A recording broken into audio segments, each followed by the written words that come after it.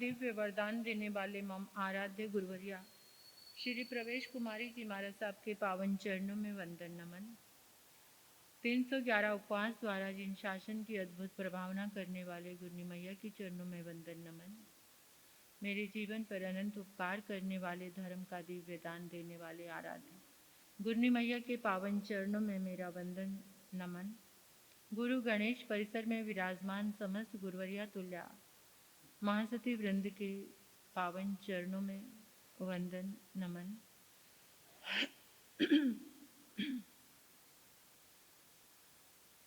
स्नेहिल प्रिय छोटी साध्वी, गुरु गणेश दरबार में आए गुरुदेव के परमात्मा के प्यारे प्यारे भक्तों, हृदय के आंगन में आप सभी का स्वागत करती हूँ। अभिनंदन, आप सभी का अनुमोदन, आप सभी के सुंदर भावों का। हम सभी परम सौभाग्यशाली हैं। निरंतर 48 दिन तक चलने वाली इस दिव्य आराधना, परमात्मा के अनंत पुण्य शुक्ल पुद्गलों की वाइब्रेशन की ये साधना मंत्र जाप के माध्यम से भक्तामर के द्वारा हम कर रहे हैं। इस कलिकाल में सभी प्रकार की आदि व्याधि रोगों का इस आराधना से नाश होता है। आत्मा के ऐश्वर्य का जागरण होता है। आत्मा के ऊपर अनादि से लगे अनंत कर्म इस आराधना से दूर होते हैं। भीतर में शौर्य और शक्ति का जागरण होता है। भक्ति भाव अत्यधिक आंतरिक रूप से जुड़ जाए तो आत्मा की सारी पावर यानी अष्टगुण की संपदा का जागरण हो सकता है। परमात्मा के जैसा शौर्य और शक्ति हमारे भीतर भी आ सकती, हम परमात्मा बन सकते हैं। परमात्मा की आराधना यही है कि हम भी परमात्मा बने, हमारी आत्मा का भी जागरण हो। तो आज की 31वीं गाथा है। इस गाथा का अनुष्ठान, आराधना, भक्ति भावना आचार्य मानतुंग जैसा हृदय लेकर अगर हम भी उस भक्ति की आराधना से जुड़ जाएं तो हमारा भी रूपांतरण अवश्य ही होगा। आज की जो गाथा है, इस गाथा की आराधना करने से भीतर का जो प्रकाश उसका जागरण होगा। दिन और रात में जैसे सूर्य और चांद की हमें आवश्यकता रहती है, दिन में सूर्य और रात्रि में चंद्रमा के होने से जो खुशी की अनुभूति हमें होती है, इस गाथा की आराधना करने से परमात्मा जो ज्ञान के सूर्य हैं और सौम्यता की चांदनी है, चंद्रमा है, वो दोनों ही चीजें हमारे भीतर में प्रकट होंगी। फिजिकल पावर के लिए भी और इमोशनल पावर के लिए भी, यानी शारीरिक शक्ति और आत्मिक शक्ति, स्पिरिचुअल पावर इस गाथा की आराधना करने से हमारी बढ़ेगी। ऊंची उड़ान भरने के लिए, शांत रहने के लिए, शरीर को साधना के लिए सुदृढ़ करने के लिए ये गाथा, ये आराधना, ये श्लोक वास्तव में बहुत ही ऊर्जावान है। और कभी कभार ऐसा होता है कि हमारी बॉडी में ऊर्जा आती रहती है, जाती रहती है, हम उसको नियंत्रित नहीं कर पाते हैं। इस स्तोत्र की साधना करने से वो ऊर्जा नियंत्रण में आएगी। ये हमारी क्षमताओं को मर्यादित करने में बल देगी। हमारे भीतर में बहुत सारी क्षमता है, लेकिन हम उसे मर्यादा के दायरे में बांध नहीं पाते हैं, संयम नहीं ला पाते हैं, कंट्रोल नहीं कर पाते हैं। तो उसको कंट्रोलिंग पावर के लिए ये गाथा बहुत लाभकारी है। केवल थोड़े समय के लिए नियंत्रण नहीं आएगा, बल्कि लॉन्ग टाइम के लिए हम अपने भीतर में नियंत्रण लेकर आ सकते हैं। और आचार्यों ने जो दिव्य मंत्र साधना हमारे बीच में परोसी,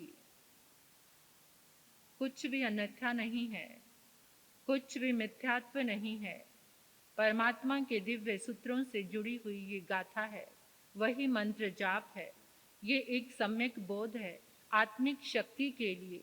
संसार में भटकते हुए इंसान को आचार्यों ने सेव करने के लिए एक मार्ग दिया कि भटकना नहीं, तुम्हारे पास ही सब कुछ है। इसलिए भक्तामर स्तोत्र के बीच में ही अनेकों मंत्र निकालकर भटकते हुए मानव को एक मार्ग दिया कि इंसान कितना कमजोर है, कभी इधर फिसलता है, कभी उधर फिसलता है। तो भक्तामर के बीच में ही वो सारी चीज़ें हैं कि जो तुम्हें संसारिक सुख चाहिए, तुम्हारी आध्यात्मिक आराधना का भी वर्धन होगा और संसार की जो चीज़ें हैं इस आराधना से वो भी तुम्हें प्राप्त हो जाएंगी। यानी एक बहुत सुंदर बैलेंस किया।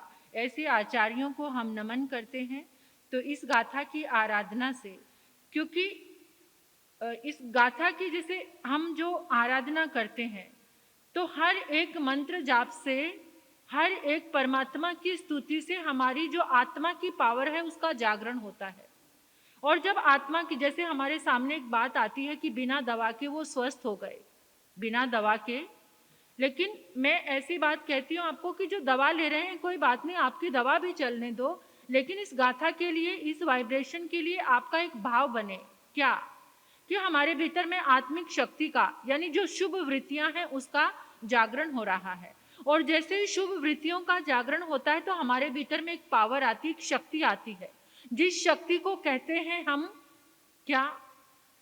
ह्यूमिनिटी पावर, रोगों से लड़ने की शक्ति। वो शक्ति का हमारे भीतर जागरण होता है। अब जैसे आपको मच्छर ने काटा, दोष मच्छर का है या आपका है? किसका दोष है?